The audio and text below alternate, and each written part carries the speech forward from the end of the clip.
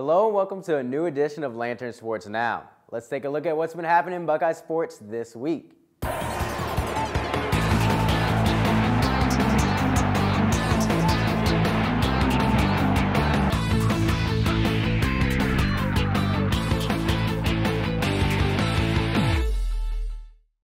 The Ohio State football team opens spring camp next Tuesday, and with that comes two new faces to their staff. New defensive coordinator Alex Grinch, who joined the staff from Washington State, and special teams coach Taver Johnson from Temple are excited about what they can bring to the program. That's the charge of any assistant coach at every program. Whatever titles or roles that you're given, your job is to exceed the expectations of the head coach, and obviously the expectations here are very, very high. This week's recruiting spotlight is on Tyreek Johnson. Johnson is a four-star safety who is 6'1" and 191 pounds out of Trinity Christian in Jacksonville, Florida. He was ranked 38th overall and second among safeties in the class of 2018. He is a former high school teammate of Ohio State cornerback Shaun Wade. He will now join Wade as one of the defensive backs for the Buckeyes next year. It is unclear as to whether Johnson will get much time on the field next season at his position, but there is a decent chance he will end up being on special teams next year. Johnson is another Buckeye recruit who could put on some more muscle before the season. He is also a versatile player who could spend some time at cornerback. Johnson will be an interesting player to watch because it is pretty unclear as to where he'll fit with the Buckeyes next season. And with us to talk about Ohio State basketball, we have the Lantern sports editor, Colin Haas-Hill. Now, Colin, both tournaments start this weekend. Looking back at the women's season, did you think they would have that #1 seed headed into the tournament despite some of the upsets they had this season? Yeah, it's an interesting case because about a month ago, I was pretty high on the team. They had beat Nebraska, they had beat Minnesota, they had beat Michigan, and all three of those teams are in the top 6 in the Big Ten. And you look at that and you're like, wow, that's pretty impressive. And then all of a sudden, they have a stretch in mid to late January where they lose to Maryland, Michigan, and Iowa. And all of a sudden, it's like, can this team that apparently you came into the season thinking that maybe they'd be a top 10, even top 5 team with this group of seniors, like what even are they? They're this collection of talent that hasn't really proven to be what you sort of thought that they would be, considering they have Kelsey Mitchell, Stephanie Avunga, Linnea Harper. That's a lot of talent. But over the last month or so, they've played a lot better. In that 3-game losing stretch, they gave up 84 points per game in each of them. That's a lot. That's a ton of points. That's a ton of points given up. Their defense, though, has locked down considerably since then. They had one slip up in South Florida to the Bulls, which it was sort of a weird game because they're heading down to Florida in the middle of Big Ten play with just 4 more conference games. But other than that, they sort of backed into this top seed in the tournament, this regular season championship. I never thought it would happen. I asked them earlier today about that, and they basically said didn't necessarily think it would happen, but they weren't really considering those long-term goals. But if you ask me, yes, I'm pretty shocked. But honestly, it had a lot less to do with Ohio State's last stretch rather than Maryland sort of collapsing down the stretch and losing 3 of their last 4. Yeah, and Kelsey Mitchell, she set so many records. She's the Big Ten Player of the Year. Is she enough to carry this team through the tournament? Or if not, what areas do they need to improve on? I mean, they're the same team that they've been for years, for better and for worse. Is Kelsey Mitchell good enough? Kelsey Mitchell's always good enough. That's never been the problem. The problem has always been defense. And this year, as well as that, it's been rebounding. And if you combine those two, if they're wrong and if they're going bad, they can't, honestly, they have trouble beating teams that they should beat. But a lot of times, they can carry them to a level that you might not expect them to get to. Is she enough? I think that she's enough. The problem has been matchups. Like earlier in the season, Iowa, I think Iowa's a 5 seed if I remember. They're right around 5. Iowa sort of took it to them because they have this girl named Megan Gustafson who's 6'3", and she was voted the Conference Player of the Year by the media. They're like, it's sort of a matchup problem for them. Like, is Kelsey Mitchell good enough to beat Megan Gustafson? It doesn't really matter because she's not matching up against Megan Gustafson. That's Stephanie Avunga. And Ohio State only plays 1 post player. They have 3 players at least 5'8" or less.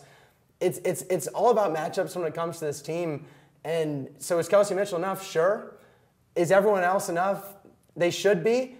But they just don't have many post players, and that's not sort of a problem. That's a big problem. And Like they ended the season on an 8-game conference win streak. They were out-rebounded in 5 of those 8 games. Even when they're playing well, like they just sort of struggle either on the rebounding or defensive end. You never really know what you're going to get with this team. Is she enough? Yes. long answer, maybe. Short answer, yes. Yeah, and so the men's team and the women's team, they're both ranked 13th in the poll. Who do you think is going to get further in this tournament? You look back at the season and coming in, people didn't expect the men's team to have the season that they had. And coming in, you also think that the women's team, because of having Kelsey Mitchell and Lene Harper and Stephanie Mavunga, they're going to do well. But, you know, the they've men's taken team, different tracks. Yeah, they've totally taken different tracks. Who do you think is going to go further in this Big Ten The tournament? really funny thing is about a month ago, I was like, wow, all of a sudden the women are ranked lower than the men. And you're like, maybe the men are a lot better than the women. And right now, all of a sudden, it's like the men's team, they sort of ended the season a little bit rough, and the women's team won 8 of their last 9. So all of a sudden, I think that the women will probably advance further than the men, but a lot of that, like I said earlier, is matchup dependent. And that's sort of the conference tournament structure, for better and for worse. Like, the men are going to, they'll likely face Penn State. They haven't beat Penn State this season. If they win that, I forget if they're either going to play Purdue or Michigan State, but they're going to play one of the two. And if they won that, then they play the other one. Ohio State, on the other hand, they're either going to play Rutgers or Purdue. They're solid teams, but they beat them both this year. If they win that, then they'll face Iowa. Iowa would be really tough for them. Yeah. But they lost by 4. I think they can beat Iowa. And then if they won that, they're in the championship, and they'd probably face Maryland, and that would be a tough one. That would be a really tough one, because they got beat up pretty bad earlier in the season against Maryland. But I think they can beat Maryland. I don't really see the men's team right now, given their holes, that they can get to the championship. That would be extremely impressive. And I don't want to underrate or undersell anything that Chris Holtman's team does, because he has proven everyone wrong time and time again. Most definitely. But I believe that the women will go farther than the men. I agree. Yeah.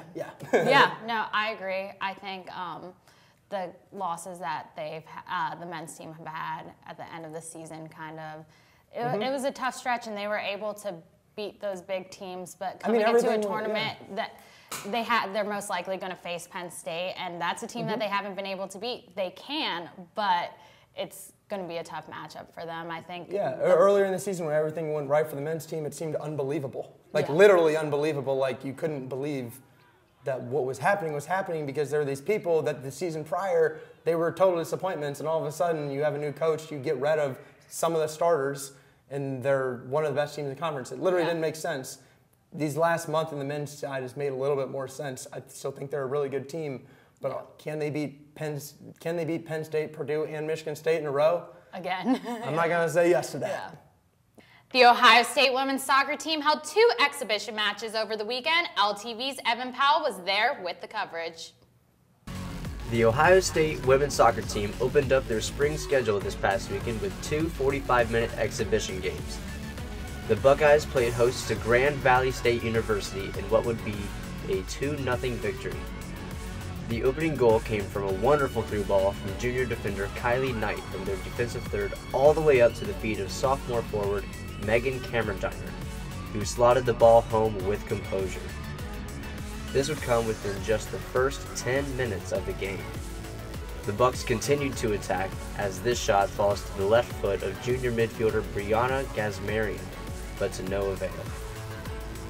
Gazmarian would soon get her goal after some beautiful build-up play. The cross comes in, and Gazmarian makes no mistake as the ball flies into the back of the net. Junior goalkeeper Devin Kerr recorded another shutout after being selected for second team All-Big Ten last season. But the Bucks weren't done there. Eastern Kentucky University traveled up to Columbus and would suffer a 1-0 defeat to the Buckeyes. The goal would come early on, again from Megan Cameron-Diner, who fired this one into the top corner of the net. Ohio State created more chances throughout the game, but would fail to convert another goal in what would be their second shutout of the day. This was the Buckeyes' first bit of action since their NCAA tournament defeat to Vanderbilt, and will play again at the Woody Hayes Athletic Center on Friday at 7 p.m. against Cleveland State University. Reporting for LTV, I'm Evan Powell. That's all we have for you this week on Lantern Sports Now. Be sure to like us on Facebook and follow us on Twitter and Snapchat for Big Ten Tournament and NFL Combine coverage. Thanks for tuning in, and we'll see you next week.